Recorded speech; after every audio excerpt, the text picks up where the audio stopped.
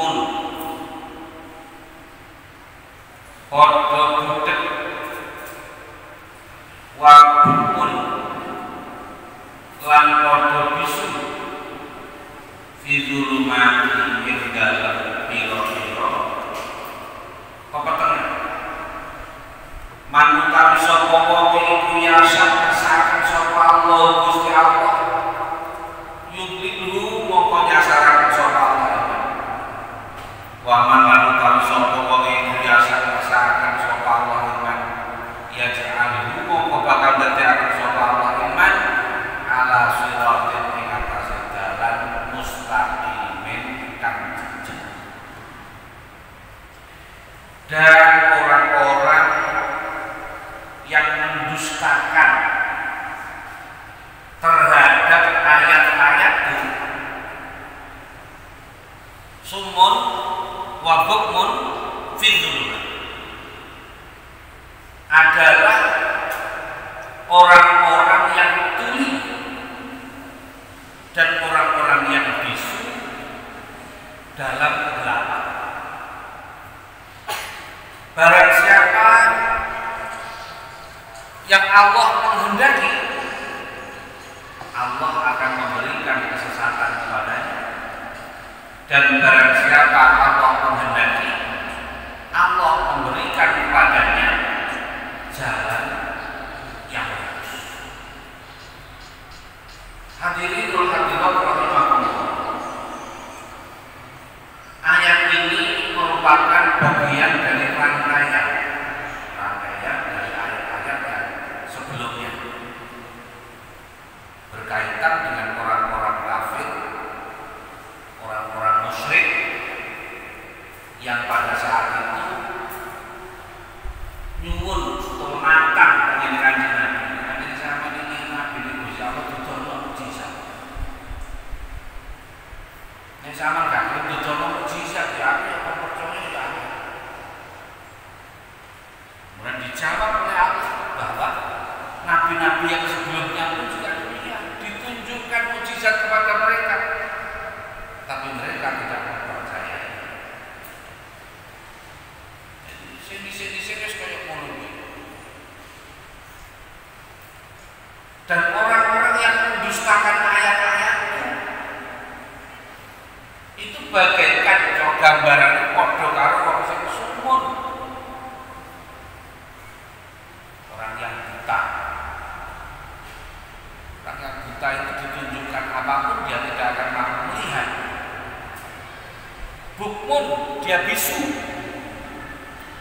Meskipun dia tahu, dia tidak akan mampu untuk mengucapkan apapun.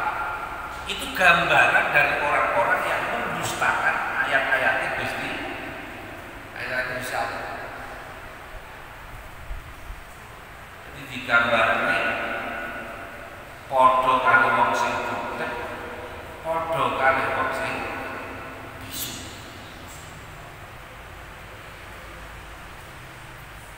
Nek cara tengene keterangan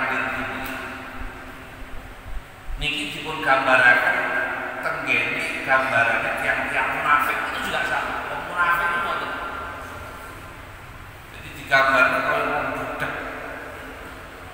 Khatamallahu ala qulubihim wa ala sam'ihim wa ala absarihim ghishawah. Itu ono tutupe. Dijak ngomong krungu tapi hakikate gak krungu. Mlebu kuping tengen, metu kuping kiwa.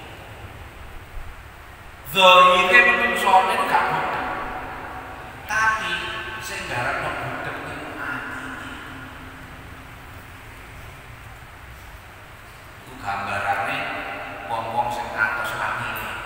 Wong sing atos atine termasuk dikek nasihat, dikek saran, dikek masukan.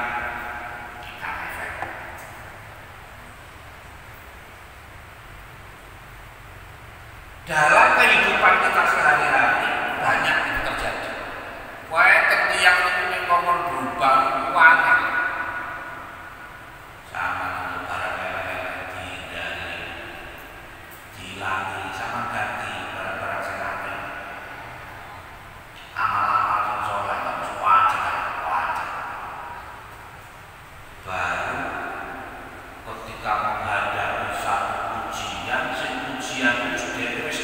nganti-nganti. Cara wong lara teng dokter, doktere pun ngomong ngene, malah Pak, malah sampeyan kaya pasrah. Nek Gusti Allah, umpamane kira-kira wis ketemu dokter ngomong kados ngoten niku, berubah napa mboten? Akan berubah. Dia akan berubah asal atau tasbih manikel tasbih gak tau saka masjid mari saka masjid gak tau buka Quran mari buka Quran rakyat buka kok baru ditutup maneh. Pertanyaannya, apakah kita ingin seperti itu?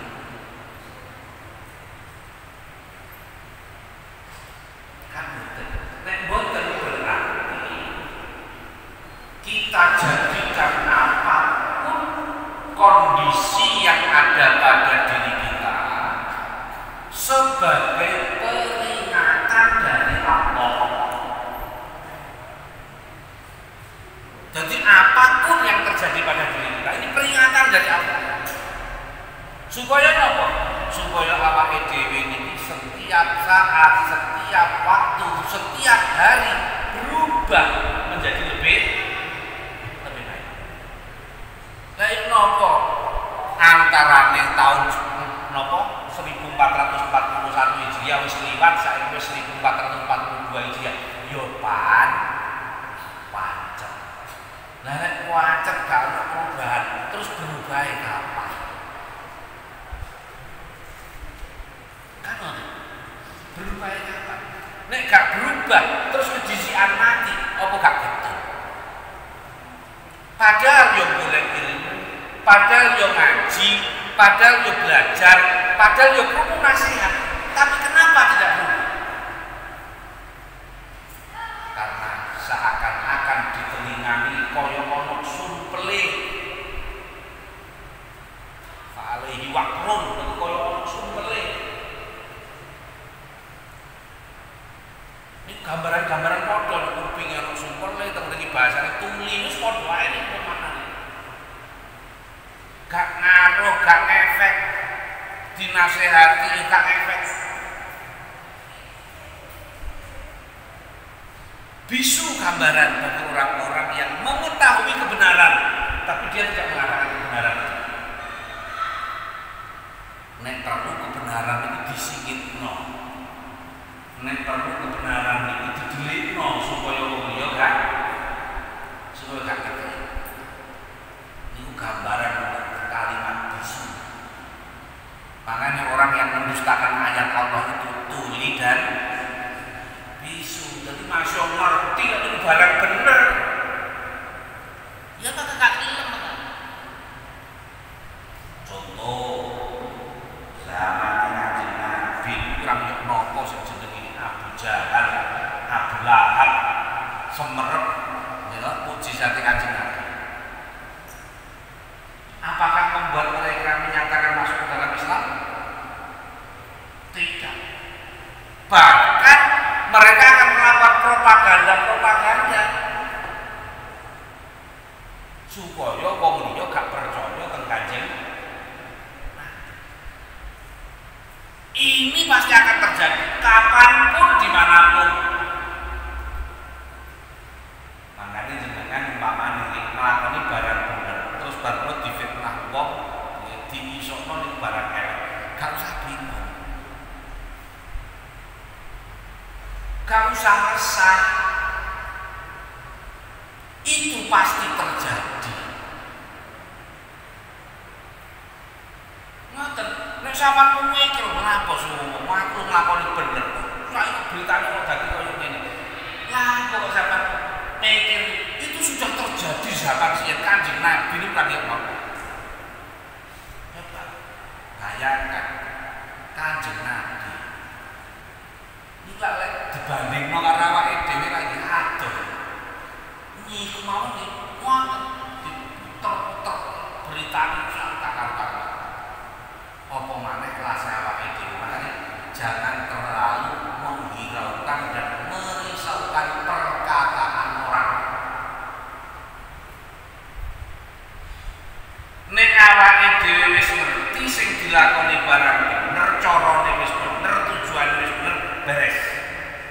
dievaluasi. Enek omongan ngene, digoleki. Niatku bener. Cara sing tak lakoni ya wis bener. Misalkan ngene iki. Terus kemudian pelaksanaannya ya bener. Ya sudah, biarkan. Jadi ketika ada informasi apapun itu justru untuk mengevaluasi kita. Ojo-ojo memang ono sing salah iki. Tapi ketika dicari detailnya, mulai dari niat, pelaksanaan sampai hasilnya pun sesuai dengan agama, ya sudah. Baru ojo dipikir, masalah ngomong yo nopo, ojo dipikir, karena itu justru akan membebani hidup kita. Mikir tok, akhir awake dhewe malah gak nglakoni apa? Gak nglakoni apa? Kados ceritane iki Luqman Al-Hakim. Luqman Al-Hakim numpak jaran karo anake. Coba saat ini jenengan umpamane posisinya Luqman Al-Hakim. Numpak jaran wong loro karo anake. Ketika numpak jaran ono apa? Nopo ketemu ngomong itu lha kok gak sakno jarane sitok tumpaki wong loro. Krungu ngoten niku akhire Luqman Al-Hakim, "Nak, mudhun nak. Sakno jarane iki ditumpaki wong loro." Mudhun anake mudhun nuntun jarane Luqman Al-Hakim ning dhuwur numpak jaran. Ketemu maneh kali wong. Di komentar mana wajan muncul pinter komentar. Kok gak waras, kok gak normal. Kowe nang nikah nang dhuwur anake kok nonton. Jangan. Yang nang dhuwur kok gak waras. Wis nak dijawab nak sing nang dhuwur tak sing nonton. Pindah anak numpak nang dhuwur, Luqman sing ketemu wong mana? Ya di komen mana? Anak kurang ajar. Anak kurang ajar. Bapak itu ngomong kerja, kok meningkat Pak kerja. Kadang-kadang roh komentar itu kayaknya terus mudun kawai dituntun bareng-bareng. Tuntun bareng-bareng wong loro ketemu wong mana? Ya di komentar. Lah ya wong iku nuntun jalan. Wong jalan iki tumpahan malah digawe tuntun-tuntunan. Lah kok sing bener ya no? Apa jaran dipikul wong loro ngono apa sebenarnya? Coba.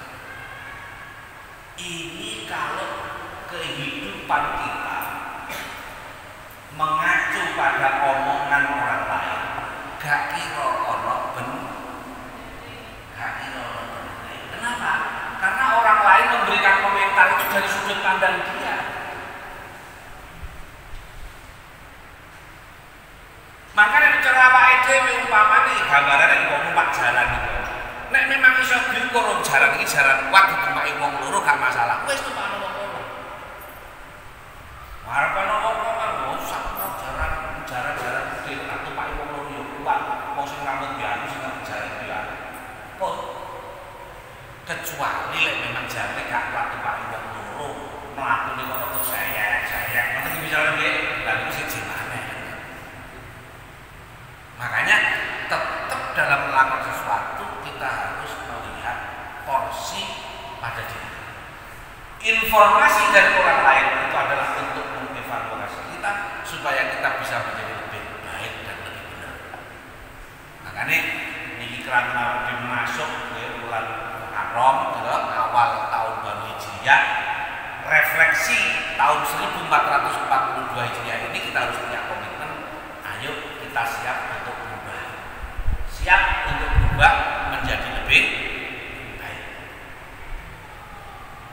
Terserah mulai dicicil nopo nih dhisik sing luwih apik. Pokoke digoleki, kudu duwe target. Minim target jenengan, target nopo harian. Makanya kudu duwe target jenengan.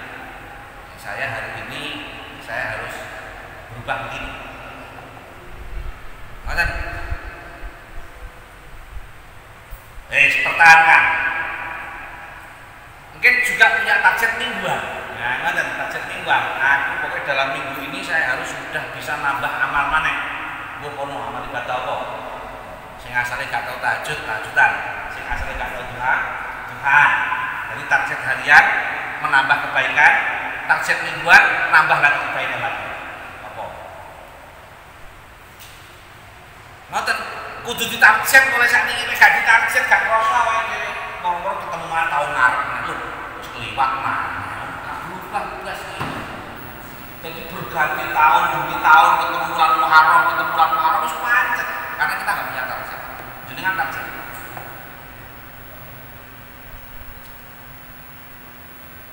Minimal kalau kita punya target, awake dhewe sing ngerti, syukur-syukur keluargane ngerti. Lah itu bagus banget. Supaya napa? Melok ngelingne nek awake dhewe lali. Sebab menungso itu biasanya tetap apik itu gampang lali. Tapi nek tetap elek itu gampang kelingan. Bab apik itu patah macam itu gampang lali ya. Utang itu apik itu, mungkin itu gampang lali. Gampang lali. Pokoknya barang apik itu gampang lali. Nek barang elek gak iso lali, wange lali nih. Wah, enek wong kok tau nglarani dheke ngono.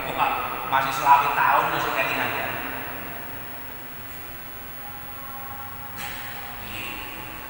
Ayo mulai saat ini kudu pasang target. Ojo sampai wis berubah tahun bareng pancet. Pasang target.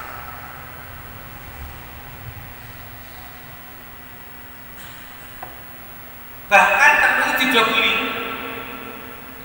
Wis dalam kondisi tuli, dalam kondisi bisu, ditambahin mana kalau Gusti Allah fituluman dalam kegelapan. Napa gambaran fituluman dalam kegelapan? Kegelapan itu adalah gambaran bagi orang-orang yang tidak tahu arah dan tujuan.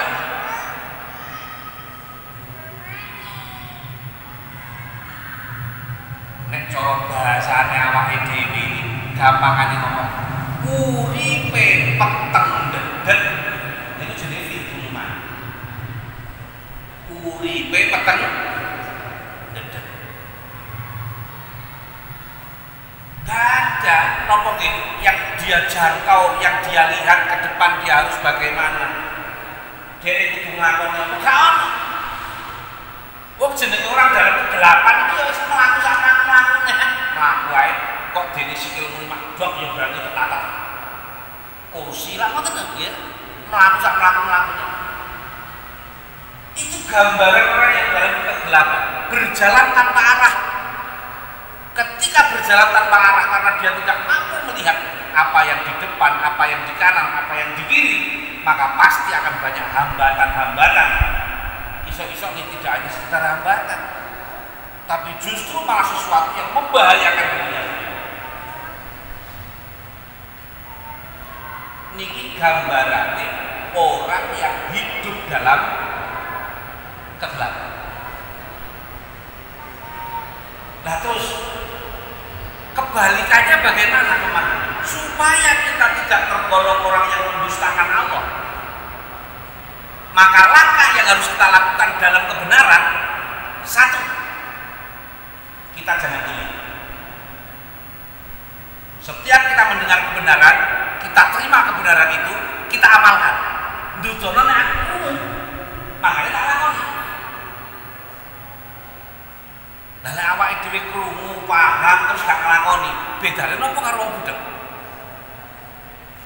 Kalau kita supaya kita tidak menjadi orang yang mendustakan ayat-ayat Allah, tidak terkategori mendustakan kebenaran, ini yang pertama. Buktikan kalau kita mendengar. Gak butuh pengakuan, aku paham, aku gak butuh pengakuan. Buktikan. Satu. Yang kedua, buktikan kalau kita tidak bisa. Maksudnya itu, ketika kita mengetahui kebenaran, sampaikan kebenaran itu pada orang. Ajak orang lain untuk melakukan kebaikan yang sama. Minimal kita motivasi orang lain. Contoh, ini surat Muharram ini, awak itu kemarin tahun baru Islam, sama biasanya kalau sholat ya. kita buktikan kalau kita nggak bisu. Mosok ngerti keluargane gak berubah, yang mono yang ini gak nutup aurat, yang mono yang ini sering ninggalno sholat menengai. Ini kan tanda-tandanya orang yang bisu. Dan orang yang bisu itu adalah orang yang masuk dalam ciri-ciri orang yang mendustakan ayat-ayatnya Gusti Allah. Tuli bisu. Supaya mboten termasuk ojo tuli, ojo bisu. Yang ketiga, ketika kita mengetahui kebenaran, kita jadikan kebenaran itu sebagai cahaya.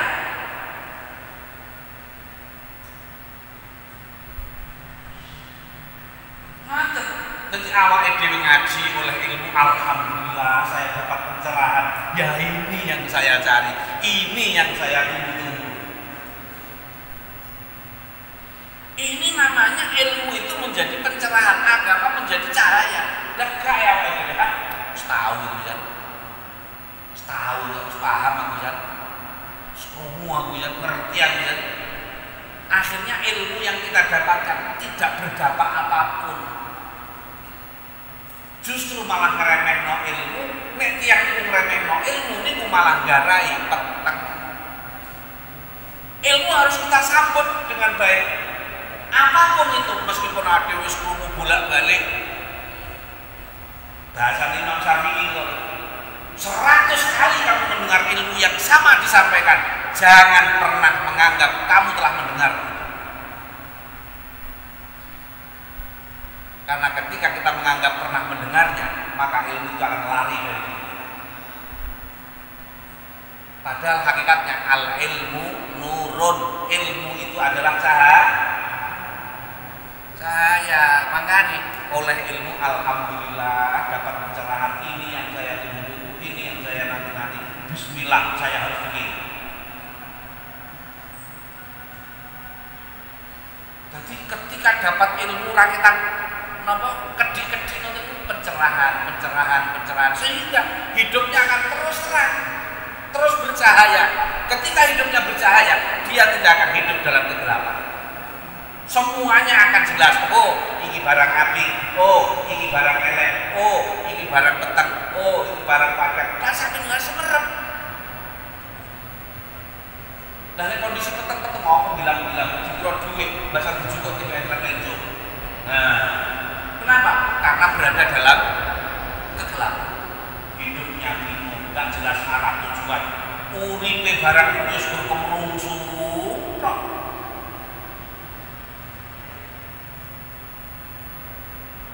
Niki gambarane orang-orang yang mendustakan ayat-ayat Allah.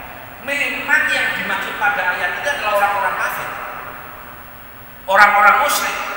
Tapi ternyata banyak di antara kita sendiri yang juga memiliki karakter seperti itu. Dan ngomong karakter itu kan tidak harus terikat orangnya harus musyrik, enggak. Makanya ono ning ngene Islam jenenge wong munafik kan ngoten. Wong munafik itu koyo-koyoke jeneng ini wong Islam, tapi karakter kelakuane koyo wong kafir. Gak padha antara zahir karo batin karo. Ketok ini masjid, kok katine salat, kok tiba-tiba nyolong kota amal. Lha itu. Enggak ya masyaallah, naudzubillah min dzalik. Zaman biyen barang masjid gletak itu gak cuma njoko. Lha sakniki mboten, barang masjid disimpen di joko. Jadi coba bayangkan. Nek pengen bukti apakah mereka orang non Islam? Tidak, gak mungkin. Wong non Islam wani mlebu masjid arep nyolong wani. Mlebu pager tok gak wani. Pasti orang Islam seperti itu, pasti.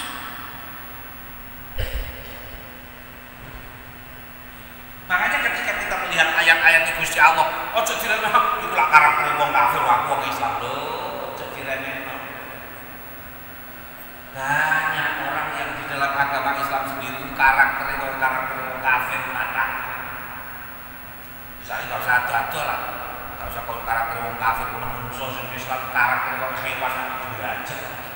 Ini apa gitu?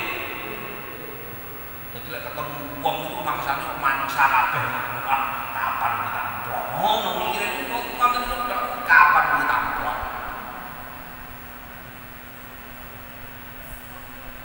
Ayo awake dhewe introspeksi. Ini awake dhewe momentum dikai kesempatan karo Gusti Allah ketemu bulan Muharram, ya.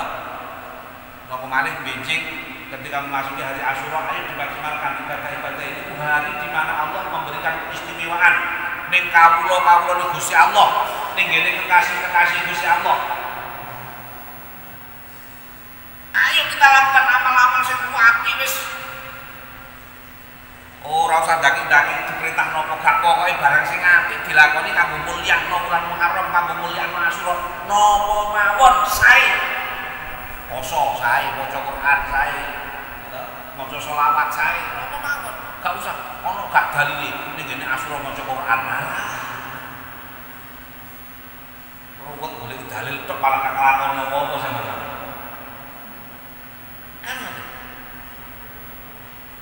ya memang ada ibadah-ibadah khusus kan ndak ana ibadah-ibadah khusus sing iso ana ning ngene dalile nas niku wonten poso kan wonten secara khusus nggih. Poso Asyura niku nggih. Terus bantu-bantu nomale nyantuni bocah yatim. Cara dawuh Kanjeng Nabi sapa wong sing ngusap sirahe bocah yatim niku rambut sing diusap siji niku dadi ganjaran siji lan dilebur dosa siji. Tapi bukan berarti kudu nguyek tok terus gak kei bantuan apa-apa sampean. Wah, hadise nguyek rambutnya bocah yatim kok. Niku maksudnya bentuk kasih sayang, sama nguyek kabeh mumet sampai yatime blundung paribasane. Tapi sampean gak kei apa-apa ya gak dadi ganjaran iki. Malah dosa sampean. Itu gambaran kasih sayang, maka sapa wong sing sayang ning bocah yatim kei pitulung ning bocah yatim ning ngene hari Asyura ganjaran gede. Dadi masuk sampean gak usah musuk krono sampean pas luar kota transfer tok gak apa-apa. Pulang protes lho dalile niku ngusap kepala, gak kudu. Tidak harus ngusap kepalanya, sing penting transferannya akeh. Beres pun niku luwih apik daripada nguyek tok gak ngake apa-apa. Nguyek tok gak ngake apa-apa. Itu yang ibadah-ibadah khusus, ibadah-ibadah umum terserah. Wah, kalau tak damel bubur, nekano tangga-tangga kalau jak mangan bubur, kalau sedekah bubur, kalau jenenge bubur Suro ora apa-apa. Kok jenenge bubur Agustus iki ora apa-apa ya. Pokoke sing penting niat sedekah ya dadi sedekah. Dadi sedekah ngono wis jenenge lho. Ngene apa nggih? Nggih arep sampean sedekah es degan yo oleh apa mboten?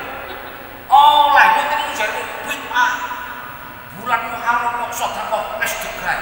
Lho, lebih kaya kondi. Kanjeng Nabi gak tau sedekah es degan. Lho kan itu sing mempermasalahkan bubur Suro. Ngene apa nggih? Gak ono ajarane ning bulan Muharram sedekah bubur Suro. Ya bener ora enak zaman Kanjeng Nabi ora Suro. Ora ada bubur Suro. Oh, jendelok bubur Suro nek sedekahe. Nah, lek bubur Suro gak oleh berarti kan sedekah liyane yo gak oleh, es degan yo gak oleh. Kok es degan yo gak enak zaman Kanjeng Nabi. Kok dadak bahas masalah bubur Suro nek sing penting kan nilai sedekah. Lah masih duwe awake dhewe iki lho, apa zaman Kanjeng Nabi wis enak. Ya ra enak. Lah terus sedekah rupiah apa yo bid'ah. Nah, melihat hukum itu hukum asalnya apa sedekah? Sedekah itu apa? Ngekeki wong liya tujuan nulung utawa dum-dum lil ihdah, tasadduk ihdah, sedekah utawa pemberian hadiah. Bentuknya apa saja? Kalau memang itu untuk orang lain itu namanya tasadduk atau ihdah. Oleh masih sampean ngekeki sepeda motor lho yo oleh gak bid'ah blas. Masuk zaman Kanjeng Nabi ra nek sepeda motor. Ngoten lho. Niki kula gampang nih pemahamannya ben gampang kok. Istilah bubur Suro tok itu dadi masalah. Padahal kan jelas kan bubur Suro itu mesti jenenge panganan sing tentu itu digawe sedekah dipangan bareng. Lek sampean gawe-gawe dhewe itu sampean pangan-pangan dhewe sampean jenenge bubur Suro apa ya tau. Mboten nate. Ya niku kan digawe teluk tangga-tangga kena ayo mangan bareng-bareng iki bubur apa? Bubur Suro. Justru malah jenengan maca sejarah. Lah niki maca sejarah jenengan. Sejarah zaman Nabi Nuh. Jadi Nabi Nuh itu pada saat banjir bandang. Niku lak kabeh makhluk tek niku sing slamet mawon. Sing melok Nabi Nuh wa ma'ahu kan ngoten nggih. Sing melok Nabi Nuh itu perahu. Lah pada saat hari Asyura niki peraune Nabi Nuh niku mandek. Ngoten nyangsang ke gunung. Dan setelah itu banjir bandangnya reda. Lah karena banjir bandangnya reda, seluruh pengikut Nabi Nuh mulai menungso napa kewan lan sak pinunggal seneng. Karena seneng akhirnya kabeh ngumpulno sedekah dewe-dewe. Ana sing ngumpulno sedekah rupa biji-bijian, golongane manuk-manuk bawa biji-bijian, golek biji-bijian kaya sedekah. Akhirnya golongannya menungso bagian masak. Lah niku sejarah awal bubur niku. Lah karena wong Jawa gak eruh bubur sing dimasak Nabi Nuh bubur apa ya? Gak eruh karena masake dinane dina Asyura, hari yang ke-10 di bulan Muharram diarani bubur Asyura. Ngono lho. Dadi niku bubur sing dimasak tanggal 10 Muharram niku jenenge bubur Asyura. Wes ngono ta. Arepe napa niku jenenge indikasinya utawa terbuat dari apa saja ya gak eruh. Apa ono brambang goreng gak eruh. Wis pokoke bubur sing dimasak ing tanggal 10 Muharram sing awali dhisik sing masak Nabi Nuh dan para pengikutnya. Itu cikal bakal bubur.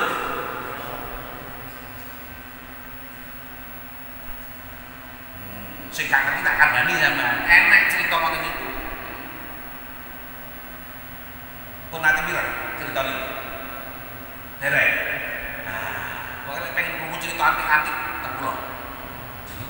Ulah lu seneng memang dimaca kitab-kitab sing napa nggih antik-antik. Kitab-kitab sejarah ini penting. Awake dhewe rata-rata gak pati seneng sejarah.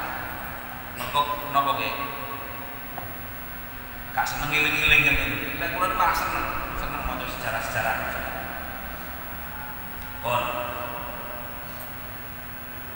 Maya syahillah yudlimu. Barang siapa yang dikehendaki Allah, Allah akan memberikan kesesatan. Maksudnya apa? Maksudnya bukan Allah yang menyesatkan, tetapi Allah telah memberikan pilihan. Kon lek ngene iku sesat ya. Kon lek ngene bener. Tapi ternyata dia sendiri yang memilih kesesatan. Kalau Allah yang memberikan kesesatan sejak awal, ya nggak akan mungkin orang ini akan disiksa di neraka harus ditentok oleh Gusti Allah. Tetapi yang dimaksud dengan wa may yasha'illah yudhilhu ini adalah Allah telah memberikan gambaran mana yang sesat, mana yang benar. Ini sami kali wong tuwa ngekek arane ngene anak-anak, kon nek gak gelem belajar nek kon bodoh. Tapi kon sebut belajar nek kon bakal berhasil. Itu sudah memberitakan sebelumnya. Kemudian pilihan itu dilakukan oleh siapa? Si anak. Makanya ketika anak yang milih gak gelem belajar terus goblok, ya dia harus menanggung resikonya. Bapaknya gak gelem menanggung resikonya. Kenapa? Akhirnya cuma memberitahukan. Dan di sini juga disampaikan oleh Allah sebelumnya. Makanya ketika Al-Qur'an itu diturunkan, wis dikai ajar-ajar karo Gusti Allah. Wong iku lek gak percaya karo ayat-ayat Gusti Allah ku ngene ciri-ciri. Kata dia, tuli bisu dalam kegelapan. Kok ternyata milih? Wis bapak wis, aku tak milih sing budek, aku tak milih sing bisu, aku tak milih sing peteng. Kira-kira dia berada dalam kesesatan betul? Pasti.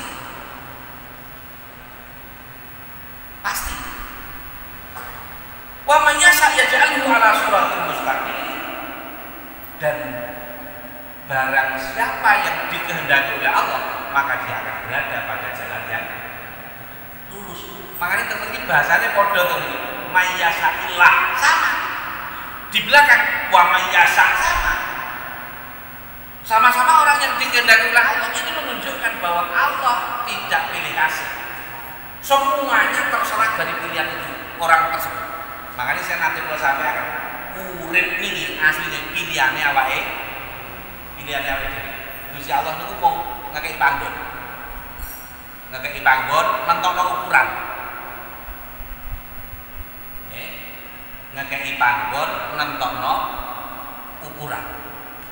Nah, awake dhewe sing dikon nglakoni. Lah kadang-kadang ketika nglakoni jadi kok ono napa nggih ancer-ancer napa bahasa ancer-ancer. Ada yang namanya resep kehidupan. Resep kehidupan ini termasuk aturan-aturan agama niku. Al-Qur'an, hadis, ijma', qiyas, dawuh-dawuh ulama dan seterusnya. Ini panduan hidup. Nek awake dhewe nglakoni panduan hidup ini dengan baik, maka insya Allah perjalanan kehidupan kita pun ini juga dalam kondisi perjalanan kehidupan yang baik. Tetapi nek awake dhewe iki mboten manut karena aturan urip iku sing kakek aturan Gusti Allah. Kan ngoten. Kon tak kei urip, kon tak kei rezeki, kon tak kei jodoh, kon tak kei anak, kon tak kei apa maneh. Sehat, tapi kon kudu ngene. Kon kudu ngene. Kon kudu ngene. Iki lakonono, iki dohono, iki lakonono, iki dohono. Kan ngoten. Ternyata napa? Mokok sing dikon lakoni sering ditinggalno. Sing kongkon ngedoi malah sering dilakoni. Menggok-menggok. Nah, ketika menggok-menggok berarti mungkin cara enten resiko karena menggok-menggok niku. Sing nanggung resiko orangnya tadi. Terus apa Gusti Allah sing disalahne? Sama. Orang yang dikehendaki oleh Allah, napa niku? Yudrilun niku nyasar-nyasar niku. Iya nyasar-nyasar. Tapi enten juga orang-orang yang dikehendaki Gusti Allah ala siratin mustaqim, jalannya lurus, lempeng. Nah, siapa yang belok-belok yang tersesat-sesat tadi itu dan siapa yang lurus sudah jelas di situ. Gambaran awal ayat tadi itu ono wong sing mendustakan ayat-ayat Allah, berarti kebalikannya adalah orang-orang yang mengimani ayat-ayat Allah. Nek cara bahasa keterangan kula wau, sing golongane tersesat golongane wong sing tuli bisulan peteng, tapi nek sing golongane wong sing siratal mustaqim jalannya lurus, enak, landai dan seterusnya adalah orang yang membuktikan dia tidak tuli, membuktikan dia tidak bisu dan dia mampu untuk mendatangkan nur sebanyak-banyaknya dalam kehidupannya. Mungkin terus keterangan yang manfaat dan amin Allahumma. Ada yang ingin ditanyakan? Monggo. Assalamualaikum ya. Waalaikumsalam warahmatullahi wabarakatuh. Dulu pernah menyampaikan bahwa seseorang itu bisa masuk surga bukan semata-mata karena ibadahnya, amalnya, sedekahnya atau hajinya, karena semata-mata karena rahmatnya Allah. Bagaimana supaya bisa mendapatkan rahmatnya Allah? Yang kedua, saya ingin tanya amalan apa yang baik di dalam bulan Muharram ini? Pertanyaan yang pertama, yang bisa mengantarkan kita ke surga, bisa masuk surga tidak bisa serta-merta amal kita, tetapi tergantung pada fadl dan rahmat dari Allah. Bahkan ketika Kanjeng Nabi ditanya, saya sendiri pun juga demikian. Nah, bagaimana kita bisa mendapatkan rahmat dan fadl dari Allah? Makanya cara ulama-ulama ahli tasawuf itu boten kurun nglakoni ibadah krana golek ganjaran tok boten kurun. Mergo cek wedi. Lah sik ganjaran ku akeh tapi gak oleh rahmate Gusti Allah terus tak gawe apa ya? Ngoten. Makanya nek saged nglakoni napa mawon diniati golek ridhone Gusti Allah. Golek ridhone Gusti Allah. Meskipun nanti ada orientasi lain, gak apa-apa, ini orientasi tambahan, tapi yang paling utama, yang diniati, golek ridhone Gusti Allah. Awake dhewe ngramut bojo, ngramut anak, nggih, lan sampeyan ngarep diniati golek ridhone Gusti Allah.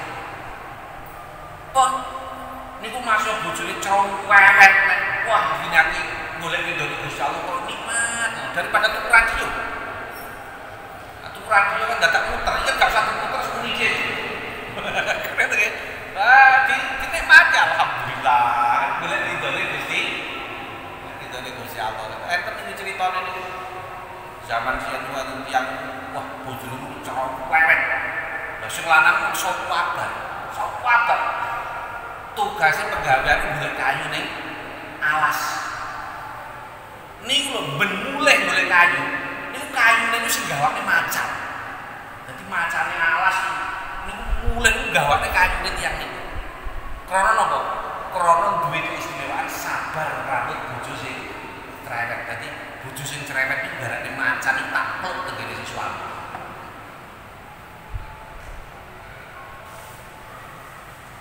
Makanya diniati golek ridhone Gusti Allah. Insya Allah diniati golek ridhone Gusti Allah. Hidup yang bagaimanapun kita akan terasa nikmat.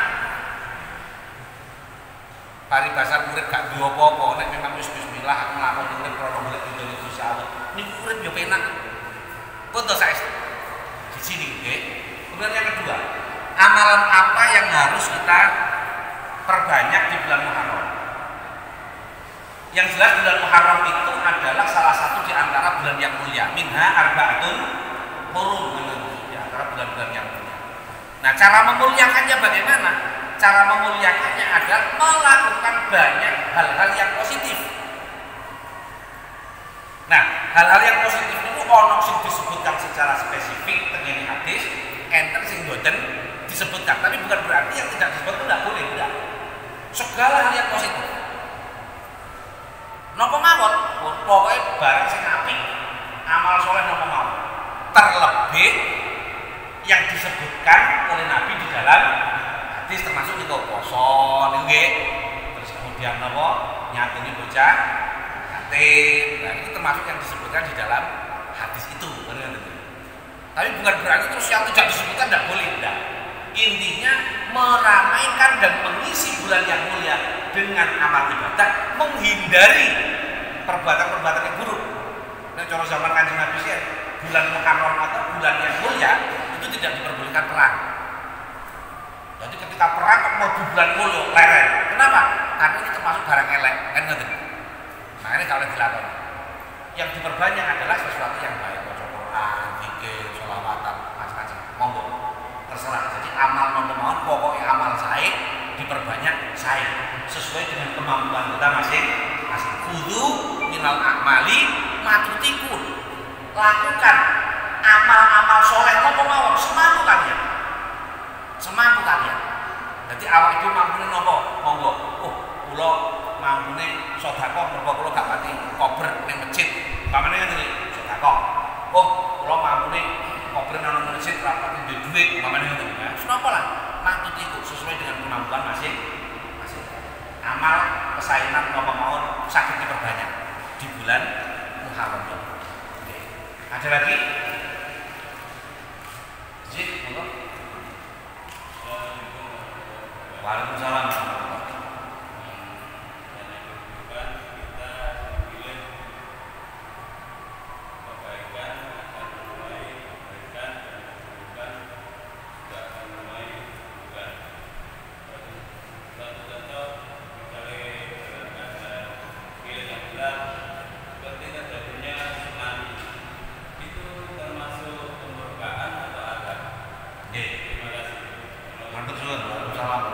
Setiap peristiwa yang terjadi di dunia ini yang tidak mengenakan, apakah bisa dikatakan pasti ada? Jawabannya belum tentu. Tergantung siapa yang mengalaminya. Jadi bukan peristiwanya, tetapi yang mengalami. Kalau yang mengalami ini adalah kekasih Allah, itu adalah bagian dari ujian untuk meningkatkan derajat. Jadi setiap musibah itu sesuatu yang melanda, sesuatu yang menimpa seseorang, baik pribadi maupun orang banyak, itu namanya musibah. Itu bisa anggap kalau yang mengalami adalah orang yang ahli maksiat. Tapi bisa juga itu menjadi rahmat dari Allah karena itu bagian dan meningkatkan derajat. Contohnya wabah. Kanjeng Nabi kan ada wabah dalam riwayat Imam Bukhari, Imam Muslim. Jadi wabah itu sebenarnya awalnya azab, tapi kemudian berubah menjadi rahmat. Bagi siapa? Bagi orang-orang yang beriman. Contoh gampangannya ini, enten tiang numpak pesawat. Dia numpak pesawat. Wong numpak pesawat kan macam-macam. Sing sitok niki arepe pengajian. Misalkan nggih, ono kiai numpak pesawat, udah ngaji nang luar pulau. Sing sitok arepe konser. Kan bisa juga dalam satu pesawat ono sing arepe ngaji, ono sing arepe konser, buka-buka aurat macam pembalan. Terus terjadi kecelakaan, duet, meninggal dunia semuanya. Apakah itu adab? Jangan melihat meledaknya pesawat, tetapi melihat siapa yang mengalaminya. Nek sing ngalamin itu seorang kiai yang mau dakwah, itu matinya mati syahid. Gini lagi. Tapi nek sing arepe konser buka aurat tuh mati sangit. Peristiwanya sama, kejadiannya sama, tapi yang mengalami berbeda, namanya juga berbeda, tapi tetap namanya musibah. Karena musibah, pengertian musibah itu sesuatu yang menimpa, terjadi musibah. Dan musibah ada kalanya adab, ada kalanya rahmat. Mana? Jadi bentuk sakit ditinggali sakit tsunami ini, tetapi siapa yang mengalami tsunami? Ada lagi. Cekak. Alhamdulillahirobbilalamin. Moga sareng-sareng nyuwun wonten ngarsanipun Allah Subhanahu wa taala. Mugi-mugi di awal tahun baru Islam ini ke depan panjenengan sedaya saged berubah menjadi hamba Allah yang lebih baik lagi, dan mudah-mudahan kita bisa mempertahankan keimanan dan keislaman kita sampai akhir hayat kita, dan mudah-mudahan kita tergolong orang-orang yang mendapatkan ridho dari Allah Subhanahu wa taala. Mugi-mugi dosa ingkang sampun kula panjenengan sedaya lampahi pada hari-hari yang lalu ini dipun ngapunten kaliyan Allah Subhanahu wa taala. Ala hadiniya Al-Fatihah.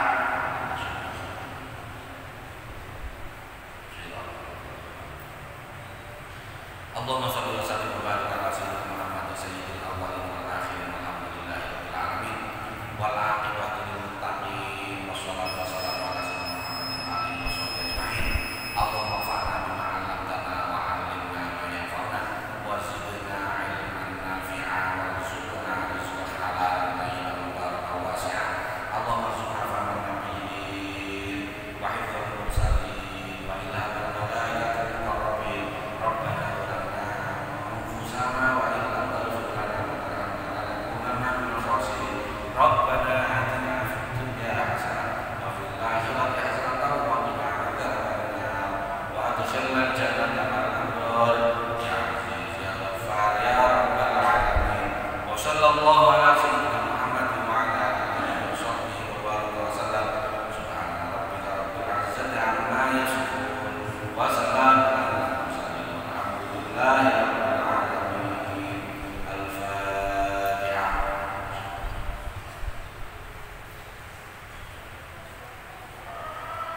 Alhamdulillah.